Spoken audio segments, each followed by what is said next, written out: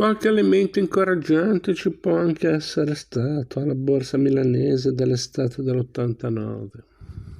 C'è la formazione del nuovo governo Andreotti, dopo una crisi durata 64 giorni.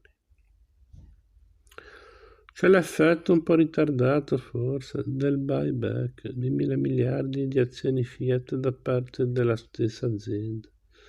C'è una riduzione dei tassi di interesse a livello internazionale. C'è l'idea a Milano che la minaccia di una recessione non sia più imminente, che il ciclo negativo dell'economia è rinviato. C'è addirittura una voce insistente sul presunto piano Cuccia per la banca commerciale italiana, concreto o fantasioso che sia, ma che perversamente procura un piccolo piacere agli operatori della borsa. Qualche elemento allora ci può essere.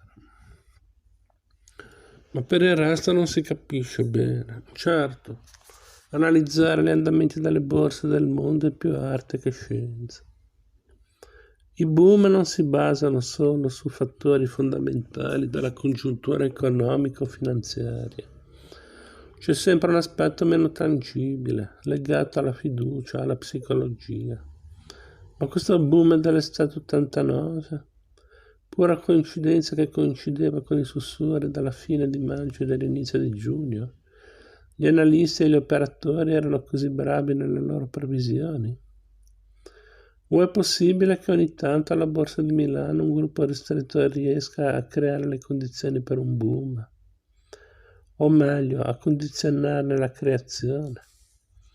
Si crea forse un rialzo e poi, quando arriva il pubblico, i piccoli risparmiatori, si fa un passo indietro e si lascia il cerino in mano. Ma no, questo sembra un vecchio metodo della borsa, ormai tramontato, oggi che siamo quasi negli anni 90. Tramontato? Gli operatori della borsa milanese ricordano come andò nel settembre dell'87, solo un mese prima del grande crack internazionale. Diversi gestori di fondi comuni si misero d'accordo che ci sarebbe stato un rialzo del 10% e ci fu. Poi le cose andarono male, questa volta frutto della congiuntura o di un lavoro di concerto. O meglio, come ha sostenuto un operatore, i gruppi e i fondi non hanno determinato questo boom, l'hanno facilitato. Alla fine di luglio l'agente di cambio a Milano riferisce di una telefonata dalla City di Londra, di una grande merchant bank inglese. Mi ha chiesto, riferisce Paolo Azzoni, di spiegare che succede a Milano, che cosa ha fatto balzare l'indice in queste settimane. Non capivano a Londra quali fattori avessero acceso questo boom. L'agente di cambio milanese, uno dei più bravi e onesti, risponde al suo interlocutore britannico. Era tutto scritto questo boom e tutti nel mercato sanno che era scritto. Perché c'è questo boom? Perché serve all'interesse di diversi gruppi, di diverse persone, perché è stato coordinato almeno parzialmente. Già, quello che Azzoni non ha spiegato in quella breve conversazione con Londra era che una cosa del genere non accadeva per la prima volta. Che la strumentalizzazione del mercato milanese, nonostante tutti i passi compiuti nell'ultimo decennio, nonostante tutti gli articoli belli e ottimistici della stampa italiana e nonostante tutte le analisi che si potrebbero improvvisare, è un fatto incontrovertibile, quasi fisiologico. Usi e costumi della borsa milanese. Il mercato borsistico italiano ancora nell'89 è come una cerchia troppo piccola. Un'anomalia grottesca all'interno della quinta potenza industriale del mondo occidentale.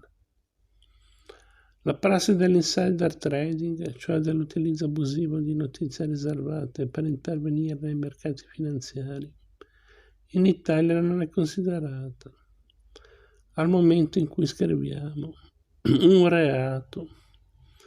mentre in altri paesi se ne mandano in galera i praticanti o si impongono almeno delle mega multe di centinaia di miliardi. A parte l'insider trading, vediamo intanto quali sono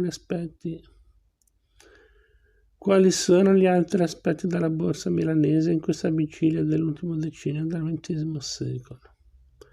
Nell'estate dell'89, per esempio, non c'è ancora una legge che renda obbligatoria l'offerta pubblica d'acquisto per chi accumula una fetta consistente di una società quotata in borsa. Questa legge, comune in altri paesi, proteggerebbe i piccoli risparmiatori, quei 5 milioni di italiani che vengono spesso crocifissi quando i grandi gruppi fanno i loro giochini di prestigio finanziario.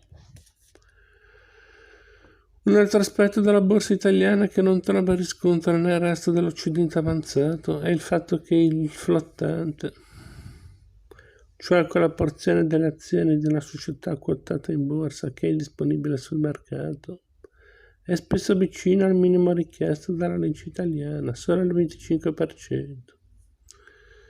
In altri mercati borsistici più evoluti, spesso oltre la metà del capitale di una società è disponibile in borsa per chi vuole comprare o vendere, ma in Italia non solo il flottante è molto sotto la media degli altri paesi.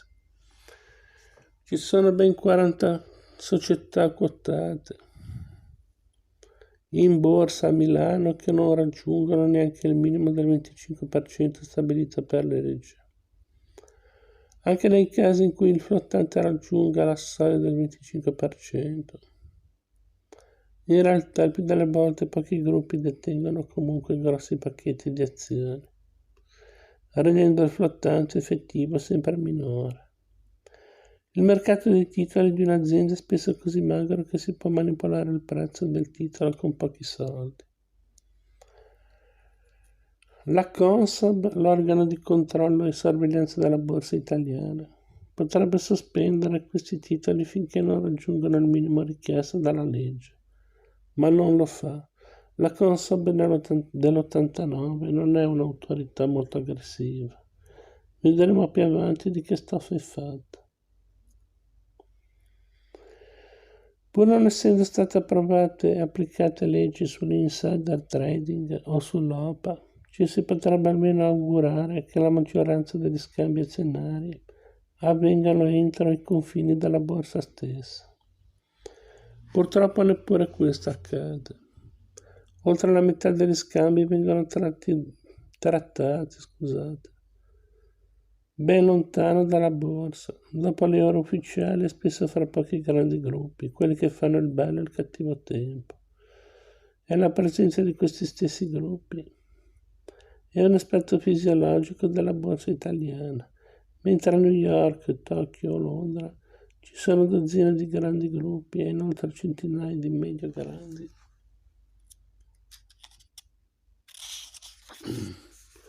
A Milano ce ne sono 4 o 5. Nel maggio dell'89 un commissario della Consob notava che il mercato italiano è caratterizzato da un elevato grado di concentrazione, non di scambi ma di gruppi. 9 gruppi rappresentano circa il 40% del totale delle società quotate al listino di Milano e ben il 75% della capitalizzazione complessiva. Un gruppo privato di nome Agnelli è quello che controlla, direttamente o indirettamente, circa un quarto dell'intera capitalizzazione della borsa italiana.